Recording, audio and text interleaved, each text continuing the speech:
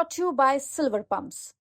Top quality और consistent performance के लिए सिर्फ सिल्वर पंप्स नाम याद रखना। नमस्कार, बिहार तक देख रहे हैं आप और आपके साथ मैं हूं आशीष अभिनव। वक्फ संशोधन बिल के खिलाफ मुस्लिम संगठनों ने पटना में विरोध प्रदर्शन किया। गिरदनीबाग में बड़ी संख्या में मुस्लिम संगठन एकजुट हुए और इस धरना प्रदर्शन में all India Muslim personal law board समेत 8 से ज्यादा ऐसे संगठन शामिल हुए इस प्रदर्शन में और सरकार के खिलाफ हमला बोला।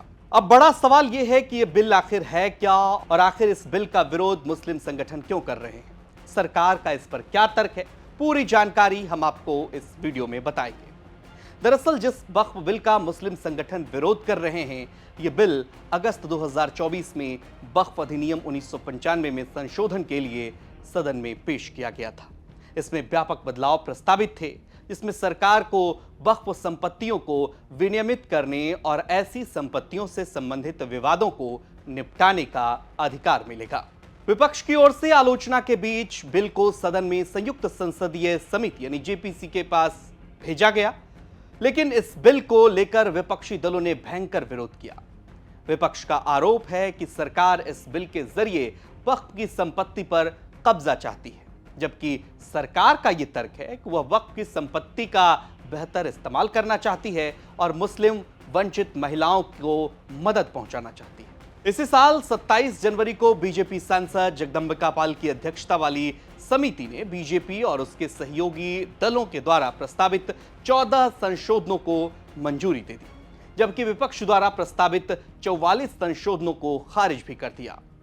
एक और जहां संसद में विपक्षी दल वक्फ बिल का विरोध कर रहे हैं, तो वहीं मुस्लिम संगठन सड़कों पर उतर आए हैं और इसका विरोध कर रहे हैं। पटना में प्रदर्शन से पहले all India Muslim personal law board के बैनर तले कई संगठनों ने भी इससे पहले भी इसके खिलाफ विरोध प्रदर्शन अलग अलग जगहों पर किया था और अपना विरोध जताया था इस बिल को लेकर। अब सवाल यह उठता है कि आखिर आरोप क्या है, बिल का विरोध क्यों है। मुस्लिम संगठनों का आरोप है कि बीजेपी सरकार असंवैधानिक कानून लाकर मुस्लिमों को निशाना बना रही है। उनका कहना है कि सरकार मुसलमानों को सड़कों पर उतरने के लिए मजबूर कर रही है। अब सवाल यह है जो आपके जहन में है कि मुसलमान इस बिल का विरोध क्यों कर रहे हैं, इसके खिलाफ क्या है। मुस्लिम संगठनों का कहना है कि वक्फ संशोधन बिल मुसलमानों के धार्मिक और संवैधानिक अधिकारों के लिए गंभीर खतरा है। वक्फ की संपत्तियां सरकार की संपत्ति नहीं बल्कि धार्मिक ट्रस्ट हैं और यह बिल वक्फ की स्वायत्तता पर गंभीर हमला है।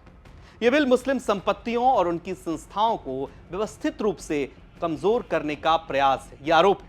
यह विधेयक 1995 के मौजूदा वक्फ अधिनियम में व्यापक बदलाव करता है, जिससे सरकार को वक्फ संपत्तियों के प्रबंधन में हस्तक्षेप करने का अधिकार भी देता है, अगर यह बिल पास होता है तो और कानून बनता है तो। अब जरा यह समझना जरूरी है कि आखिर यह वक्फ है क्या। इस्लामी परंपरा के अनुसार वक्फ मुसलमानों द्वारा समुदाय के लाभ के लिए किए गए धर्मार्थ यानी धार्मिक दान है। ऐसी संपत्तियों को बेचा या किसी अन्य उद्देश्य के लिए इस्तेमाल नहीं किया जा सकता और ना ही उन्हें विरासत में प्राप्त किया जा सकता है, बल्कि वे हमेशा अल्लाह के मार्ग में समर्पित रहती है। वक्फ की गई संपत्तियों पर दोबारा दावा नहीं किया जा सकता। भारत में इनमें बड़ी संख्या में संपत्तियों का इस्तेमाल जो है मस्जिदों, मदरसों, कब्रिस्तानों और यतीम खानों के लिए किया जाता है। आपको मालूम है वक्फ संपत्तियां वर्तमान में वक्फ अधिनियम 1995 के अधीन हैं, जो उनके प्रबंधन और प्रशासन के लिए राज्य स्तरीय बोर्डों के गठन को अनिवार्य बनाता है। इन बोर्डों में राज्य सरकार के नामित सदस्य, मुस्लिम विधायक, राज्य बार काउंसिल के सदस्य, इस्लामी विद्वान और वक्फ संपत्तियों के प्रशासक शामिल होते हैं। अब इसमें सरकार का कहना है कि वक्फ बोर्ड भारत में सबसे बड़े भूस्वामियों में से एक है। देश भर में कम से कम 8,72,351 वक्फ संपत्तियां हैं, जो 9,40,000 एकड़ से अधिक क्षेत्र में फैली हुई हैं, जिनका अनुमानित कीमत जो है 1.2 लाख करोड़ रुपए है।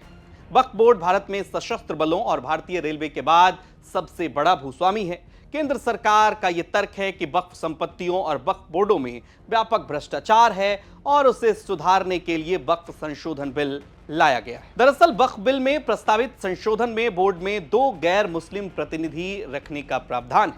अब यह बड़ा सवाल है। साथ ही 2 महिला सदस्यों के भी रखने की बात कही गई है। साथ ही इसमें यह भी कहा गया है कि वही व्यक्ति दान कर सकता है जिसने 5 सालों तक इस्लाम का पालन किया हो, मतलब वह मुसलमान हो और दान की जा रही संपत्ति का मालिकाना हक रखता हो। इस बात का विरोध मुस्लिम संगठन कर रहे हैं और अब पटना की सड़कों पर भी इस बात का पुरजोर तरीके से विरोध किया गया। एक और सबसे बड़ी समस्या जो है वो संपत्तियों पर अतिक्रमण की बड़ी चुनौती है। वक्फ संपत्तियों से जुड़ी सबसे बड़ी चुनौती में से एक अतिक्रमण है। इस समस्या से निपटने के लिए कानून में वक्फ भूमि पर अवैध रूप से कब्जा करने या उसका दुरुपयोग करने के दोषी पाए जाने वालों के लिए कारावास सहित कठोर दंड का प्रावधान भी है। 2013 के संशोधनों ने इन सुरक्षाओं को और मजबूत किया, जिनमें वक्फ की संपत्तियों की बिक्री, एक्सचेंज या ट्रांसफर पर स्पष्ट रूप से प्रतिबंध लगा दिया गया। अब नए बिल में प्रस्तावित संशोधन के तहत केवल वैध स्वामित्व वाले व्यक्ति ही वक्फ बना सकते हैं, जिसमें अस्पष्ट संपत्तियों दावों से उत्पन्न होने वाले विवादों को रोका जा सके। वक्फ घोषित की गई संपत्तियों में चाहे अधिनियम में लागू होने से पहले या बाद में सरकारी भूमि शामिल नहीं हो सकती। वक्फ और सरकारी संपत्तियों के बीच भूमि विवाद को निपटाने का अधिकार वक्फ ट्रिब्यूनल से जिला कलेक्टरों के पास चला गया। इसका भी मुस्लिम संगठन जोरदार विरोध कर रहे हैं। पहले भी इसका विरोध खूब हुआ है। वक्फ बाय यूज खत्म करना ये एक महत्वपूर्ण बदलाव में ये इसलिए भी शामिल है कि वक्फ द्वारा यूज के कॉन्सेप्ट को समाप्त करता है ये, जो धार्मिक उद्देश्यों के लिए लगातार उपयोग की जाने वाली मस्जिदों या कब्रिस्तान जैसी संपत्तियों को बिना किसी दस्तावेज के वक्फ के रूप में मान्यता देता है। संशोधन के तहत अब आधिकारिक वक्फ डीड यानी वक्फनामा की आवश्यकता है। यह संभावित रूप से उन ऐतिहासिक स्थलों को प्रभावित करता है जिनके औपचारिक रिकॉर्ड नहीं। दूसरी ओर आलोचकों को यह भी डर है कि विधायक वक्फ संस्थानों की स्वायत्तता को खत्म कर सकता है। संगठनों का कहना है कि धार्मिक और सामाजिक कल्याण के लिए बनाई गई वक्फ संपत्तियां नए बिल के तहत अपना मूल उद्देश्य जो है उसको खो सकती है। अगस्त 2024 में लोकसभा में पेश किए जाने के बाद विधेयक को विस्तृत जांच के लिए जेपीसी के पास भेजा गया था, जिनमें एनडीए के सहयोगी दल तेलुगु देशम पार्टी, जनता दल यूनाइटेड का भी समर्थन शामिल था। अब विरोध प्रदर्शन में मुस्लिम संगठन सीएम नीतीश कुमार से चुप्पी तोड़ने की बात कर रहे हैं। और सवाल यह भी है, आपको एक महत्वपूर्ण बात यह भी बता दें कि यह विरोध पटना में हो रहा है। सवाल यह कि पटना में यह विरोध प्रदर्शन क्यों हो रहा है? चूंकि बिहार में इसी साल विधानसभा का चुनाव होना है और चुनावी साल में जिस तरह से बीजेपी भी मुसलमानों को साधने की कोशिश में जुटी हुई है सौगाते मोदी के जरिए, वहीं मुस्लिम संगठन केंद्र सरकार को एक मैसेज भी देने की कोशिश पटना से कर रहे हैं। ये रिपोर्ट आपको कैसी लगी कमेंट बॉक्स में जरूर बताइए और बिहार की तमाम खबरों के लिए आप देखते रहिए बिहार तक। नमस्कार।